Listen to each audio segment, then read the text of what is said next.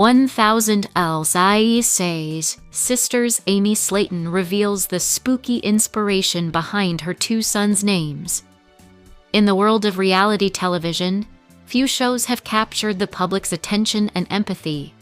Quite like TLC's 1000 LAB, Sisters centered around the lives of Kentucky sisters Amy and Tammy Slaton. The series chronicles their struggles with extreme obesity, health crises, family dynamics, and the relentless pursuit of a better life. While much of the spotlight has understandably focused on their weight loss journeys, medical interventions, and emotional battles, Amy Slaton has recently opened up about a more personal and unexpected aspect of her life: the eerie, supernatural inspiration behind the names of her two sons, Gage and Glenn. For years, fans have speculated about the origins of the boys' names. Gage and Glenn aren't uncommon, but together they carry a certain cadence, one that longtime horror aficionados might find chillingly familiar. In a candid interview during a rare quiet moment between hospital visits and parenting duties, Amy confirmed what many had suspected. Her sons are named after characters from one of the most iconic horror films of the 1980s, Pet Sematary. "I have always loved horror movies," Amy admitted with a soft laugh, her voice tinged with both nostalgia and a hint of sheepishness. "Even as a kid, I was the one hiding behind the couch but peeking through my fingers. There was something about the way those stories made you feel scared, sure, but also alive, you know? Like your heart was beating faster just from watching." Pet Sematary, based on Stephen King's 1983 novel of the same name, tells the story of the Creed family who move to rural Maine and discover a mysterious burial ground with the power to resurrect the dead, albeit with horrifying consequences. The film, released in 1989 and directed by Mary Lambert, features two central child characters: Gage Creed, the toddler son who meets a tragic end early in the story, and his older sister Ellie. Their father, Lewis Creed, is played by Dale Midkiff, and their neighbor Judd Crandall, who introduces the family to the cursed burial ground, is portrayed by veteran actor Fred Gwynne, best known for his role as Herman Munster. But where does Glenn come in? Amy explained that while Gage's name came directly from the film's ill-fated young boy, Glenn was a tribute to actor Glenn Taranto, who played the role of Victor Pascow, a jogger who dies in a gruesome accident at the beginning of the movie and returns as a ghostly omen to warn Lewis Creed of the horrors to come. Though Taranto's screen time is brief, his haunting presence lingers throughout the film, and his character's cryptic warnings set the tone for the entire narrative. "I know it sounds weird," Amy said, adjusting the blanket over her legs as she sat in her living room, surrounded by family photos and stuffed animals. "But when I was pregnant with my first son, I kept thinking about that movie. Not the scary part so much, well, okay, maybe a little, but the love the parents had for their kids. Even when everything went wrong, they were trying to do what they thought was right. That really stuck with me." She paused, her eyes drifting toward a framed picture of Gage on her mantel. "I wanted to give him a name that meant something, not just something that sounded nice, but something that carried a story. And Gage, it felt strong, but also kind of timeless. Plus, I liked that it wasn't super common. I didn't want him to be one of 5 Gages in his class. When it came time to name her second son, Amy wanted to maintain a thematic connection. I didn't want to name him Ellie. That wouldn't exactly work," she chuckled. But I remembered Glenn Taranto's performance. He only had a few scenes, but he made such an impression. There was this sadness in his eyes, even as a ghost. Like he knew what was coming and couldn't stop it. It was powerful. So, Glenn it was. Amy is quick to clarify that she isn't some horror-obsessed fanatic who decorates her home like a haunted house or forces her kids to watch slasher films. In fact, she says her love for the genre is more about storytelling than gore. I appreciate how horror can explore really deep emotions: loss, fear, guilt, love. Pet Sematary isn't just about zombies or creepy kids. It's about grief, about how far someone would go to get back the people they love. That's something I think about a lot, especially now. Her words carry added weight, given the health challenges both she and her sister Tammy have faced. Amy has undergone multiple surgeries, including gastric bypass and skin removal procedures, all while navigating the complexities of motherhood, relationships, and public scrutiny. Tammy, too, has endured life-threatening complications related to her weight, spending extended periods in the hospital, and relying on a feeding tube for nourishment. In that context, the themes of Pet Sematary mortality, the fragility of life, the desperate desire to hold on to loved ones resonate deeply with Amy's lived experience. You don't realize how precious every day is until you're lying in a hospital bed wondering if you'll see your kids grow up, she said quietly. Naming them after characters from a movie about loss. Maybe it was my way of acknowledging that life is short, but also that love lasts. Fans of 1000 all. Sisters were surprised but touched by the revelation. Social media lit up with reactions ranging from, "That's actually kind of beautiful," to, "Wait, so her kids are named after Pet Sematary characters? That's wild." Some even dug up old interviews where Amy mentioned her fondness for classic horror, though she'd never explicitly connected the dots to her sons' names until now. Interestingly, neither Gage nor Glenn seem particularly bothered by the spooky origin of their names. Gage, now a teenager, reportedly shrugged when asked about it during a family dinner. "It's just my name," he said simply. Glenn, slightly younger, admitted he hadn't even seen the movie, though he's heard enough about it from his mom to know it's super creepy. Amy laughed at that. "I haven't let them watch it yet. Maybe when they're older. I don't want to give them nightmares. But I do hope that someday they'll understand why I chose those names, not because I wanted them to be scared, but because I wanted them to know that stories matter.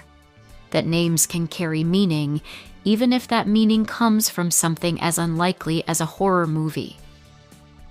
The connection between Amy's personal life and pop culture doesn't end with Pet Sematary.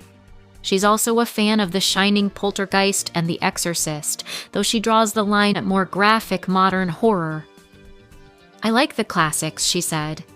"There's a certain elegance to them. They build suspense instead of just throwing blood everywhere. She even admitted that during one of her darkest periods following a major surgery that left her bedridden for weeks, she found comfort in rewatching old horror films.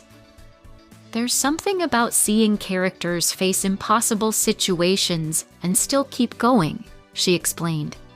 "It reminded me that I wasn't alone in feeling scared or helpless. And if they could survive their nightmares, maybe I could survive mine. This perspective offers a poignant counterpoint to the common perception of horror as mere entertainment or escapism.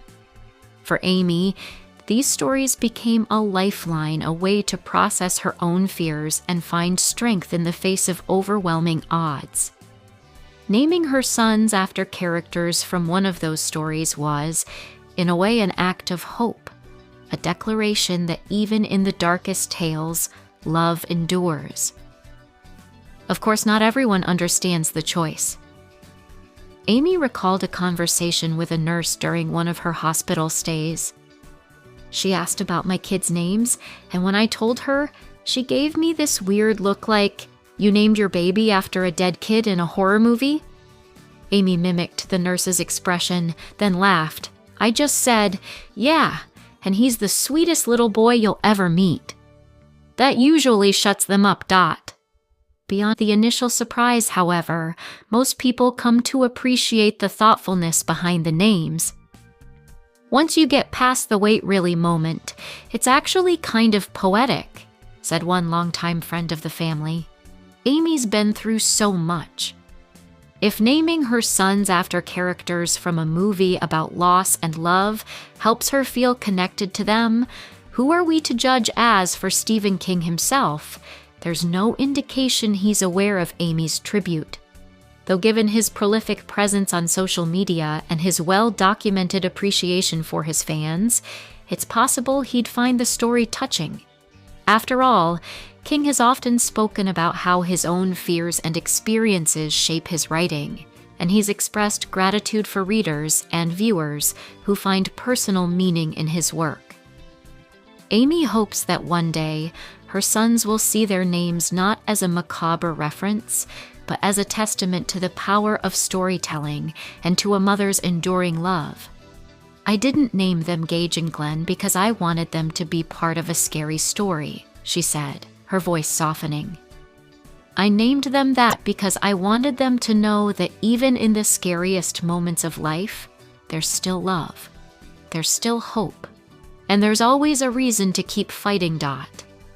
In a world where reality TV often prioritizes drama over depth, Amy Slaton's revelation offers a rare glimpse into the quiet, thoughtful side of a woman the public has come to know primarily through her struggles.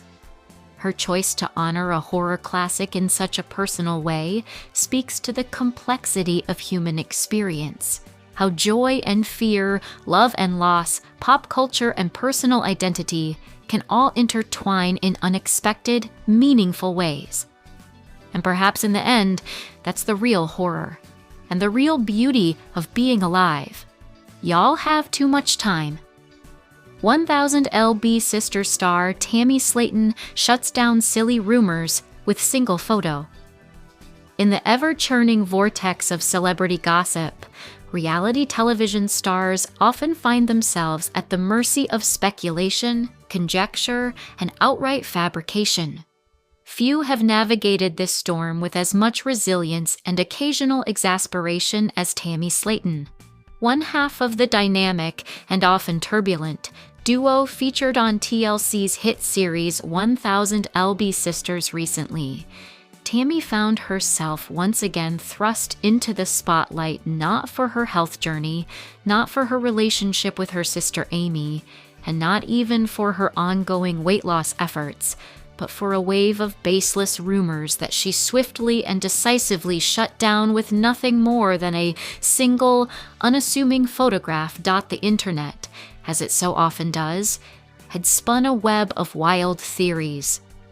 In the days leading up to Tammy's social media post, online forums and comment sections buzzed with whispers that the 37-year-old Kentucky native had either relapsed in her health journey, secretly checked into a facility, or most absurdly faked her entire transformation for ratings.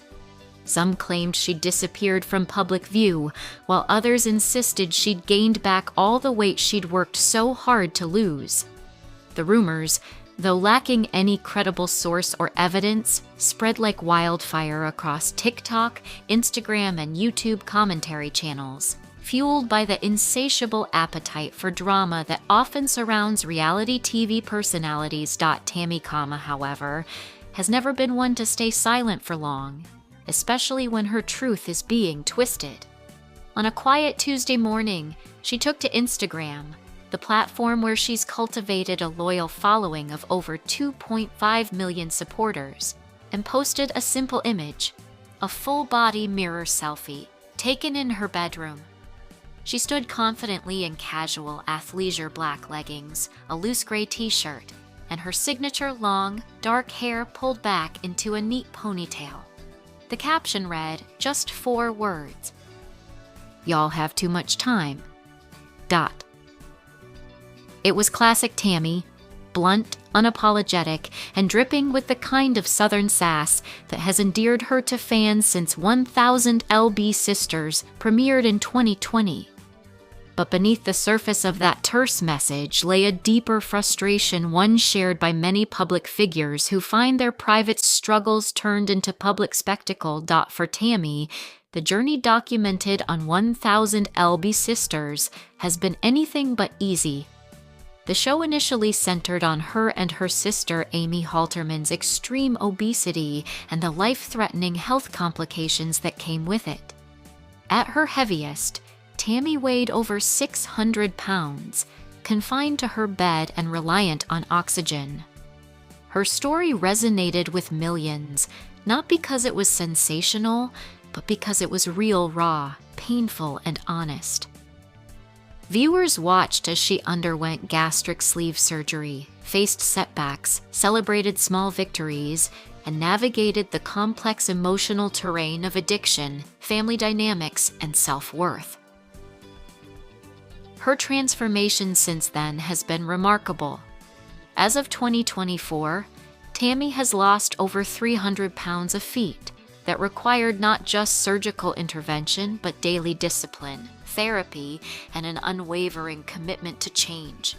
She's spoken openly about her battles with food addiction, her complicated relationship with her estranged husband, and the emotional triggers that once led her to use food as a coping mechanism. Through it all, she's maintained a presence on social media, sharing both triumphs and setbacks with a transparency that has earned her respect far beyond the realm of reality TV. Yet, with visibility comes vulnerability. Every photo, every update, every moment of silence is scrutinized. When Tammy posts less frequently, perhaps because she's focusing on her mental health, spending time with her son Gage, or simply taking a break from the digital noise conspiracy theories bloom. The recent rumors appear to have stemmed from a lull in her posting schedule, combined with a few unflattering paparazzi-style photos that surfaced online, showing her looking tired or dressed casually. To some, this was proof of a relapse. To Tammy, it was just life. Her single photo rebuttal did more than dispel the rumors, it reasserted her agency. In an era where influencers meticulously curate their online personas, Tammy's authenticity stands out. She doesn't pose for perfection. She shares her reality, stretch marks, bad hair days, and all. The mirror selfie wasn't staged or filtered. It was a snapshot of her truth in that moment, and it was enough. The response from her fan base was immediate and overwhelming. Within hours, the post garnered hundreds of thousands of likes and tens of thousands of comments, with supporters flooding the thread with messages of love, admiration, and outrage at the baseless speculation. "You look amazing, Tammy. Ignore the haters," one user wrote. "People need to mind their own business," added another. Even fellow reality stars and health advocates chimed in, praising her courage and consistency. But beyond the praise, Tammy's post sparked a broader conversation about the ethics of online speculation, particularly when it comes to individuals sharing their health journeys publicly.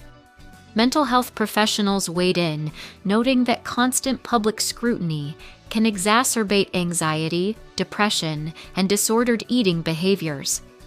When someone is open about their struggles, it doesn't give the public license to diagnose, judge, or invent narratives, said Dr. Lena Morris, a clinical psychologist specializing in body image and media influence.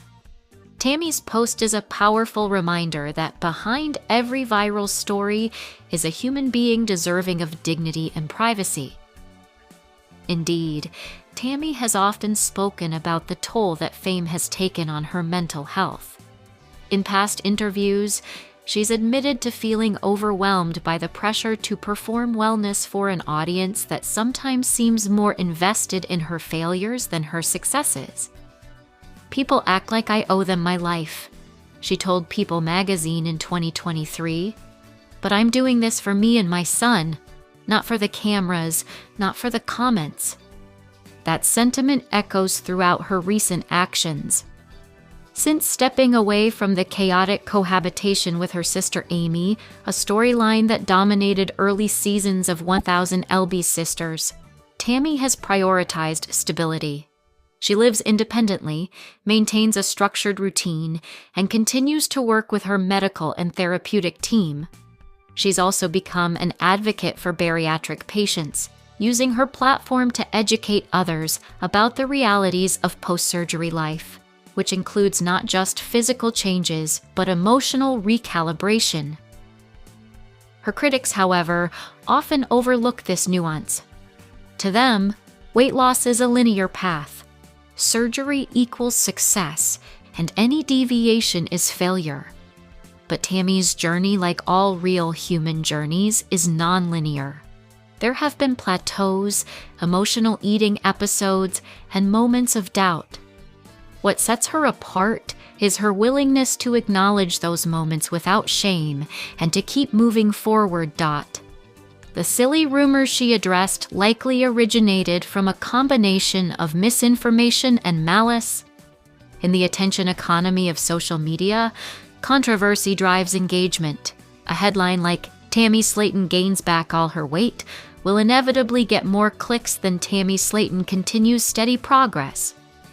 And so, the cycle continues. Speculation breeds content, content breeds clicks, and the person at the center is left to pick up the pieces. But Tammy's response was a masterclass in boundary setting. By refusing to engage with the specifics of the rumors, by not listing her weight, not detailing her meals, not providing a medical report, she denied the gossip machine the fuel it craved. Instead, she offered a visual truth and a verbal shrug. "Y'all have too much time." It was dismissive, yes, but also empowering. She reclaimed the narrative without giving it more oxygen than it deserved. This approach aligns with a growing movement among public figures to resist the pressure of constant explanation. From Lizzo to Chrissy Teigen, more celebrities are pushing back against the expectation that they must justify their bodies, their choices, or their silence to an online audience. Tammy, in her own unfiltered way, has joined that chorus. Moreover, her post served as a subtle reminder of how far she's come. The Tammy of early 1000 LB Sisters seasons could barely stand for a photo, let alone take a confident full-body selfie. The woman in that mirror now stands tall literally and figuratively. Her posture, her expression, even the casualness of her outfit speak to a newfound comfort in her own skin. That, more than any number on a scale, is the true measure of her progress. Fans who have followed her journey from the beginning understand this. They've watched her learn to walk again after surgery, celebrate her first solo grocery trip, and tearfully reunite with her son after periods of separation. They know that her worth isn't tied to her weight, and that her value lies in her resilience, her honesty, and her love for her family. Still, the rumors persist because, for some, reality TV is just entertainment, and the people in it are characters, not humans. Tammy's frustration is understandable. She's not playing a role. She's living her life under a microscope. Every stumble is magnified, every success questioned. And yet, she continues to show up not for the critics, but for herself and the people who genuinely care. In the days following her Instagram post, Tammy returned to her usual rhythm, sharing workout clips, posting about her meals, and occasionally offering words of encouragement to followers battling their own demons. She didn't dwell on the rumors. She didn't issue a lengthy statement. She simply lived her truth, and in doing so, rendered the gossip irrelevant. "Y'all have too much time" may seem like a throwaway line, but it carries weight. It's a call to redirect energy from tearing others down to building oneself up, from obsessing over stranger